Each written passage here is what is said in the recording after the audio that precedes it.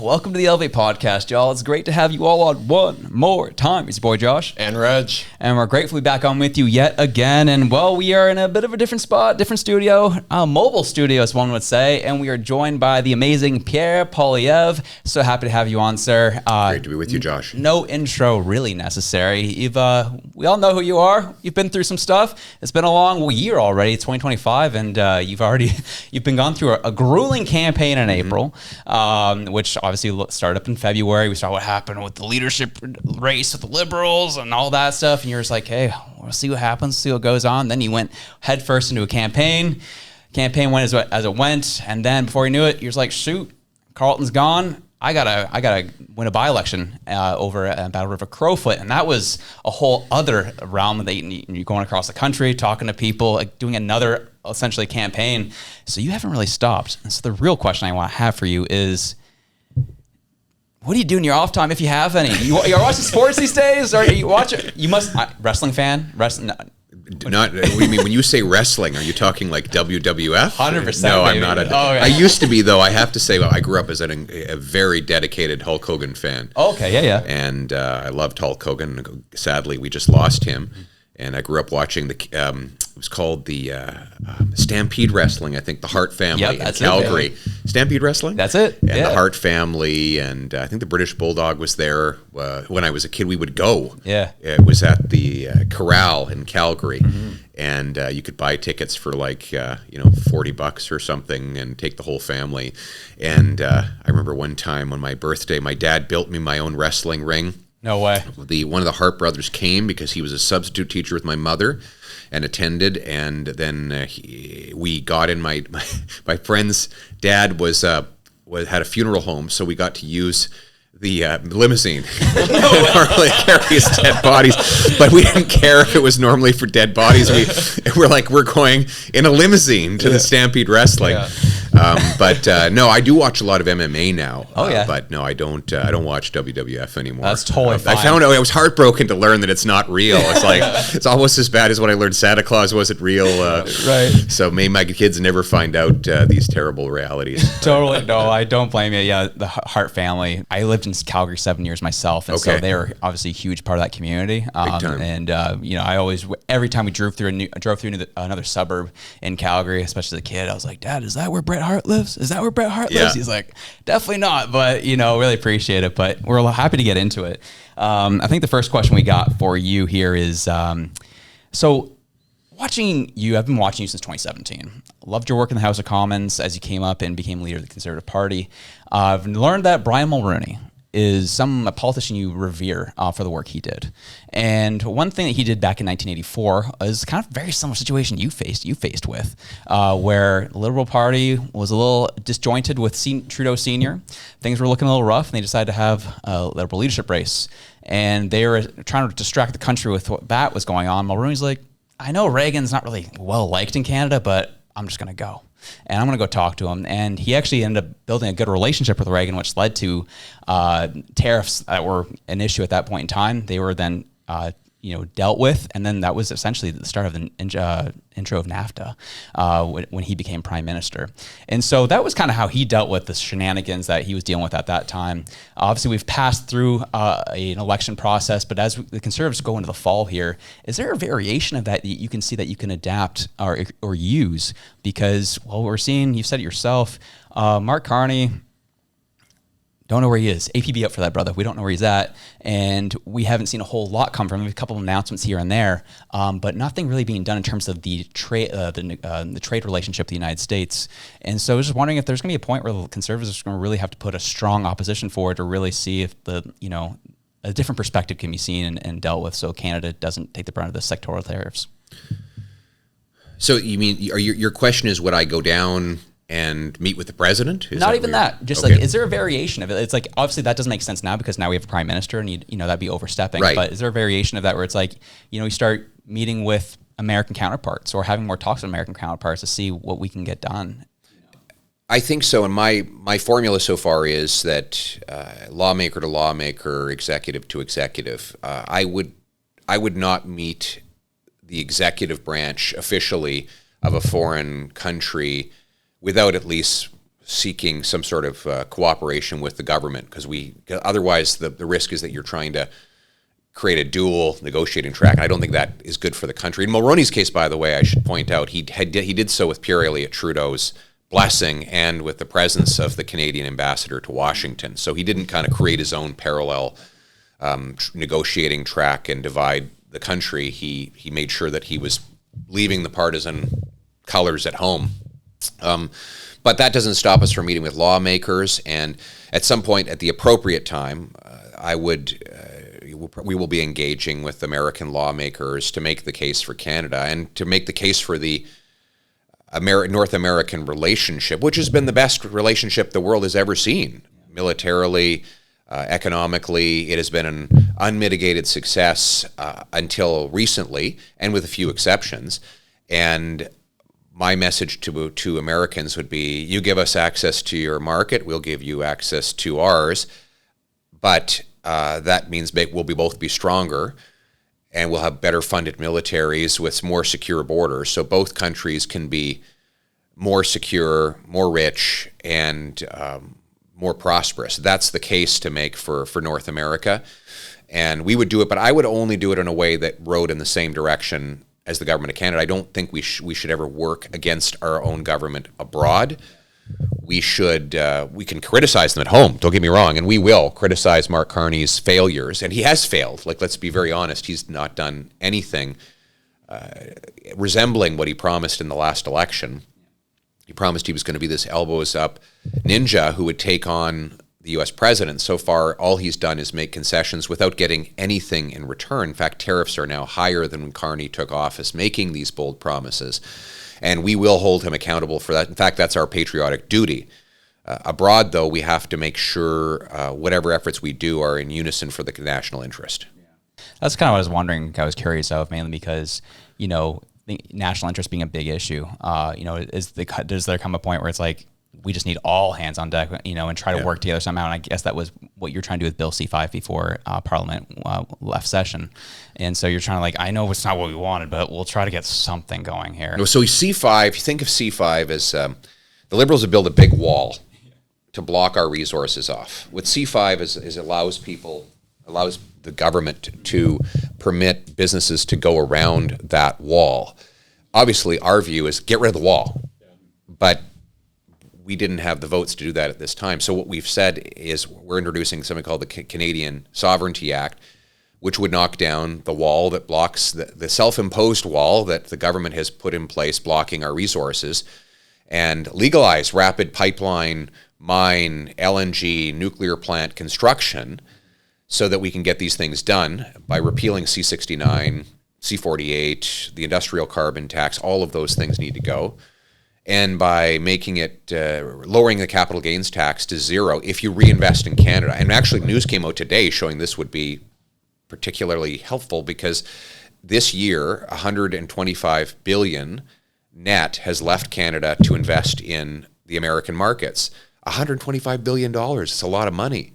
And if you had a rule that anybody who sells an investment in Canada but reinvests it back in sells it anywhere in the world but reinvests it back in Canada, gets a capital gains tax deferral, there'd be an enormous incentive to bring all those, not just the 125 that left this year, but the 800 or 900 billion that have left in the last decade, bring it all pouring back into our economy. It would be rock and roll. It'd be factories and pipelines and business centers, and new IP would be invented. It would be like an economic bonanza. So that's part of our Canadian Sovereignty Act. I love that. And I think that kind of jumps into one of the questions that I had, was really around how you're planning on working together with the MPs, with the government that's currently in power right now. So getting back into September, and you're looking at this going, okay, we have so many bills that we can put forward on our days, the private member bills. Are you looking to kind of, bring down government through some of these confidence votes, or are you looking to actually push some of these bills into place and have the other parties support you with it against the Liberals? A little bit of both. Lincoln said, I stand with a man when he stands right, I stand against him when he stands wrong. And we already started that in the spring session. We allowed C-5 to pass because it might allow some resource projects to go ahead. But we voted against the government spending bill because Carney increased government spending by 8% year over year, which is twice the combined rate of inflation and population growth. Most of the money going to bureaucracy and consultants. So obviously we don't support that. We support more resource projects. We voted yay. We oppose more spending. We voted nay. So people will say, well, are you with them or you're against them? Well, we're not with or against an individual person. We're for and against policies based on our principles. So we will hold them accountable on out of control immigration, the ongoing inflation crisis, housing, crime, out of control, soft on crime policies. We will be holding them accountable for that. We will make sure that everybody understands that Carney is not different than Trudeau. He's worse than Trudeau. And but if he, by some accident, does something positive, then we'll vote for that thing. Finally, we will not just oppose, we will propose, and that's what I meant when I said the Canadian Sovereignty Act. The other day I announced a package to shut down the extortion rings that are overtaking so many of our communities. We have a 300% increase in extortion in the last decade. So we need to shut that down, and that means locking up extortionists and kicking out terrorist groups like the Bishnoi gang, and cracking down on crime with bail reform. So those are things we will propose, and we hope the government votes for those ideas. Yeah, that was kind of like along the lines that I'm wondering too, because I'm thinking that there might be a wedge in there that you can actually force this minority government to accept some of your policies, especially when they're in the interest of Canadians, because you can walk to the Bloc, you can walk to what's left of the NDP, I should say, and others, and say, hey, we really need to move this forward and kind of get them on side. And you mentioned their accountability, and I know this is a small deviation, but just like accountability to the regular Canadians a lot of times is kind of, election day, and that's it. And election day feels more like good marketing than anything. And so I'm just kind of wondering, how do you hold the government to account? I know we saw with like some of these scandals that came out, you can name them off, like SNC-Lavalin and no charges to anyone, or the GC strategies, which is something that we were actually celebrating the Conservative Party for the work that they've done on that to move that forward. So I'm just wondering, what does accountability look like from your government when it feels like there's really not a lot of ways that we can hold our sitting government accountable? It is a big frustration. I mean, like we wrote the RCMP about Trudeau going to that billionaire island for a gift that he accepted from someone who was seeking a government grant, and we pointed out the criminal code violations that obviously represented, and the RCMP just said they couldn't productively pursue an investigation. That's a quote. We see Carney he lied bold-faced to Canadians. He said he only owned cash and real estate and personal real estate. He has 574 stocks. He said he no longer has any connection with Brookfield. Meanwhile, he has countless deferred shares and stock options that put him in conflicts when he promotes electric cars. He wants to ban your gas-powered vehicle, and it just so happens that Brookfield is involved in the electric vehicle supply chain. He wants to, his investments are in modular housing, and he wants to force people to live in these government-sponsored modular homes. He's pushed government policies on heat pumps when his companies have been invested in heat pump production. He forced through regulations in Britain that would have required you to buy airlines to buy more expensive jet fuel that he just happened to have invested in. So he has this very strange habit of profiting off of the political policies that he puts forward. And so we're going to you say, what does accountability look like? It means exposing it on the floor of the House of Commons. His corruption scandals, the scandals of the Liberal Party will be exposed every day in every way. And then we will make the case to prosecute them in the general election, replace them with a government. We need another Accountability Act. Unfortunately, Liberals found out all the loopholes in the last one. So we proposed a bunch of new steps to keep politicians accountable, require real blind trusts, make sure that anybody with an executive power in the government has to fully divest, like actually sell their investments, not just stuff them in an account with a trustee, and that would actually that would make sure that no prime minister could ever profit off of his personal decisions. Yeah. So it's kind of going in the same vein. This kind of came to mind as you talked about the EV situation, how Brookfield obviously is heavily invested in the EV supply chain. What are your thoughts on the Liberals' 100% tariff on EVs from China, which has led to the canola tariffs? Well, I mean, we have to be careful because the Chinese government wants to have the ability to track and surveil our people. We know that. They've had police stations set up in our country, and they play chess. They're extremely intelligent and strategic. Do we want on our streets in 10 years from now 1 million rolling surveillance vehicles that have cameras and chips and other devices that are easy to track and potentially remote controlled, and then all of a sudden we're in a conflict of some kind, and we've handed that strategic advantage to a potential adversary. And I'm not saying that's going to happen, but we do have to prepare, and we have to think 5, 6, 7, 8 moves ahead like they do. And so I do think there was a good national security reason to apply those tariffs. There was also the fact that we need to have free trade with the United States of America, and we can't have transited goods coming through our country. So there were a number of reasons why we needed to do that.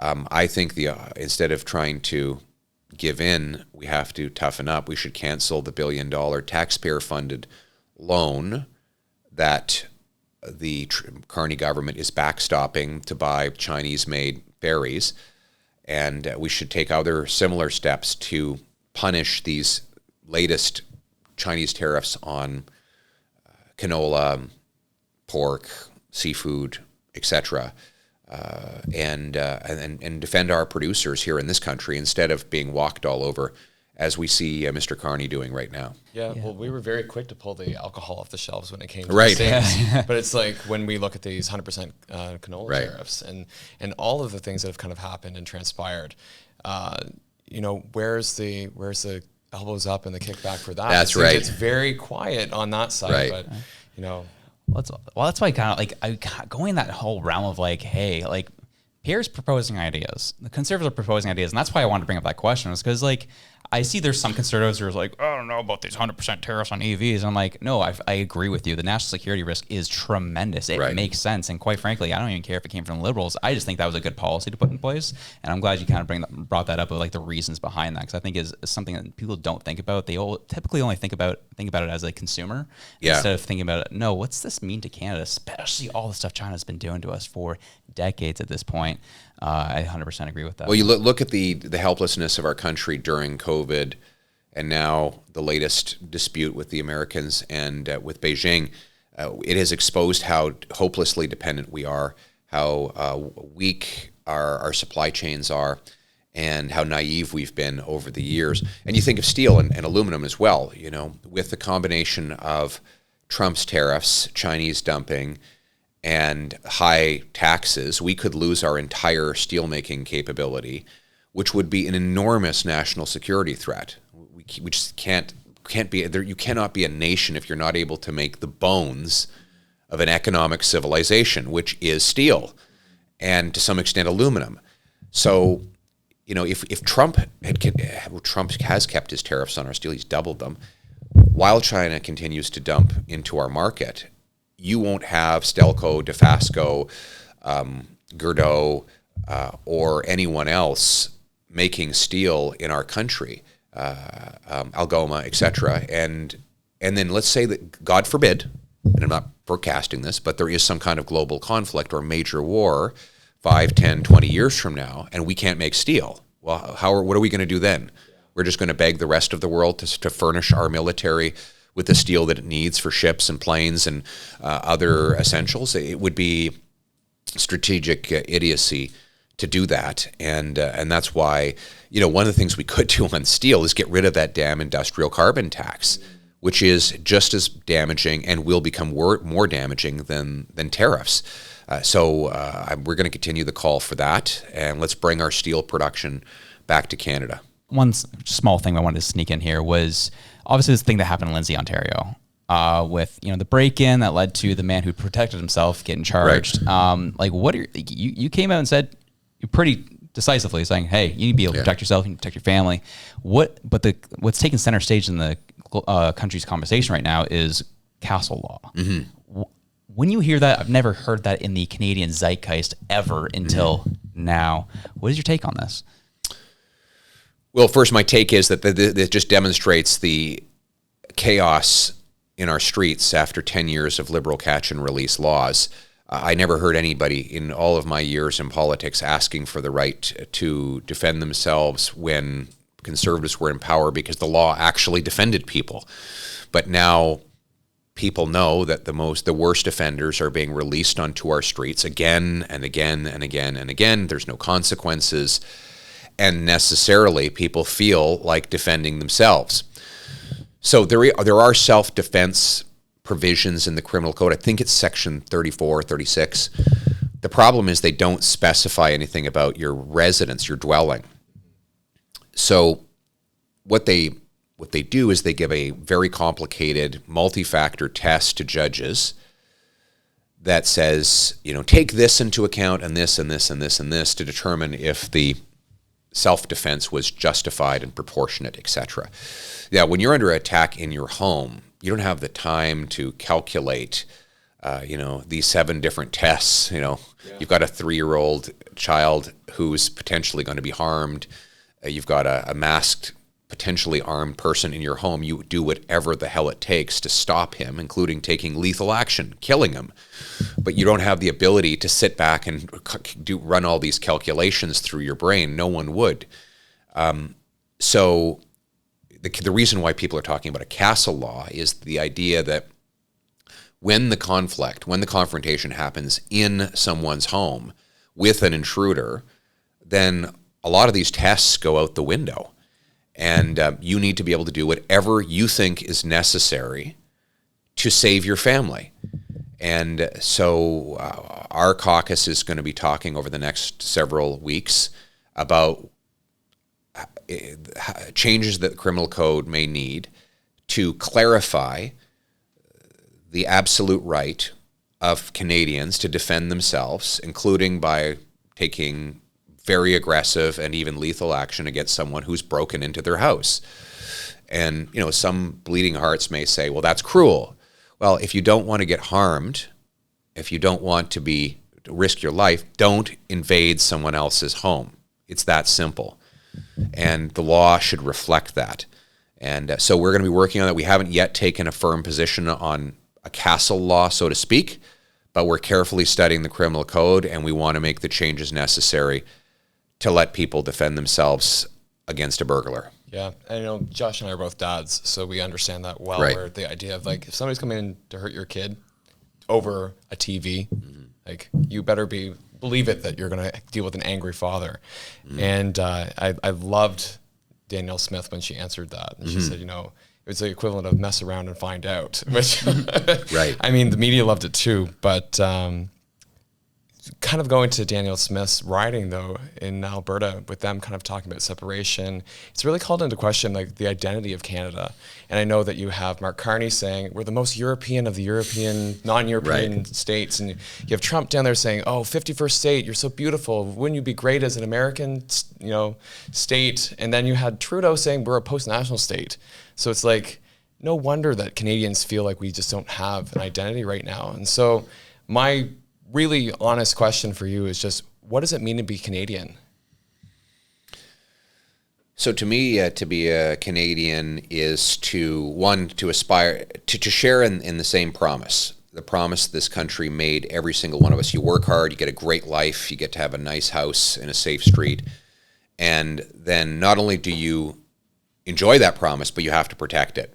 Sometimes that means taking arms to fight a war, as our ancestors and more recently, our more recent veterans did. Sometimes it just means fighting for changes that preserve the promise through the political system. Sometimes it just means doing your job as a good law-abiding Canadian. But that, to me, is the thing that is unifying and special about this country. It's a meritocracy where you're judged not by where you come from, but by how hard you work and what you contribute, and that we are prepared to fight for that and defend it. That we have a common identity, and that identity is rule of law, Western freedoms, government is servant, not master, the British common law system. Those are our basic pillars of our identity, and they uphold the promise that I described at the outset. I like to say, Trudeau was a post-nationalist. Carney calls himself a globalist. Trump is a protectionist. I'm a Canadian nationalist. Canada first. We should put our own country first in everything we do, whether it's foreign policy, immigration, trade, economics. We should put Canada and its people first. And that is a big distinction from the globalist and post-nationalist view that the Liberals have imposed with great devastation over the last decade. Yeah, I want to push you a little bit further. Sure. I just want to ask, but like, how does that make us different though? Like a lot of the things you mentioned, like you can point to some states in the US, or you can point to entities in the EU, and they share, because we obviously share a common lineage from England. But I'm just wondering, like, what makes us, like, what are our cultural pieces that make us unique? What is it that you can say, yes, that's Canadian, that's Canada, that's who we are. We can rally behind that. Well, first of all, we have, French and English, our official languages. The fact that we've been able to coexist with those two different languages and two different backgrounds. What makes us different than Europe? Well, we imported the European people over the generations without importing any of the European conflicts. It's incredible when you think about it. Protestants and Catholics were tearing each other's eyeballs out on the British Isles and Ireland, etc., and even on the continent for years, and then they came to Canada and got along, and that was really the speciality of our countries, that people came from around the world and they left behind their sectoral differences, and they got along amazingly. It really is a special, and we take that for granted. But the fact that the sectarianism, which of course exists everywhere, including it has existed in Canada, but it really never amounted to racial violence. Like, we had, back in the day, Protestant Catholics would have rivalries and they would squabble and stuff, but we didn't have large scale and long-standing violence between the two groups. And then when you see people come from other parts of the world, up until recently, people would come from the Middle East, and they would have, they might have strongly held views about what was happening there, but that didn't result in blows in the streets. It didn't result in Molotov cocktails being thrown at children's schools until recently. And I think one of the most toxic things Liberals have done by taking away our common sense of identity and shared values and saying that we really have no core identity, and also the wokeism that divides people and defines them by their group identity rather than their personal characteristics, is that now we see these conflicts for the first time ever actually metastasizing into physical violence on our streets. We did not have that before.